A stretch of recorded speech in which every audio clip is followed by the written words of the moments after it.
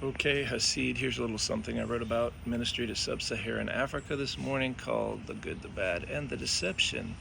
25 trips to sub-Saharan Africa. If there's one word that sums up almost a quarter century of ministry to sub-Saharan Africa, it might be the word deception.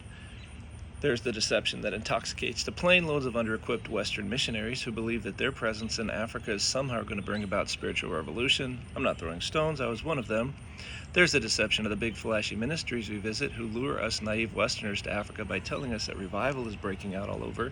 The blind are receiving sight, people are being raised from the dead, evangelistic crusades with over 1 million people in attendance. Those were the same 1 million people that were there last year. And we can't forget the ever-present deception of the people themselves, brought up in a culture that teaches them that lying is necessary for their very survival. Only people that have been there a lot understand what I'm saying here. You never know when an African, even a person you thought was a close Christian friend, might look you straight in the eye and just lie to you. Needless to say, all this makes for a very challenging field of ministry. But the title of the project is called The Good, the Bad, and the Deception.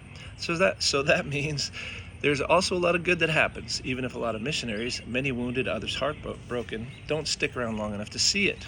This means that in over a quarter century, I've seen a lot of wonderful things in the midst of the deceptive chaos. In spite of the fact that we missionaries may be deceived about our own importance and ability, and despite the fact that what is happening under the surface is usually not at all what is going on, and despite the fact that dishonesty and betrayal are often looming under the surface, threatening to undermine your latest project, often years worth of work, in spite of all this, if you stick with it, beautiful, amazing things will happen along the way. I've experienced a depth of God's presence that's hard to find here in the U.S.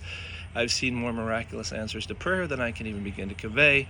And if all of this sounds incongruous and confusing, it is.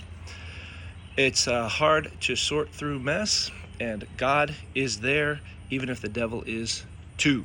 So there's more to this, but this is a short, so that's all you get.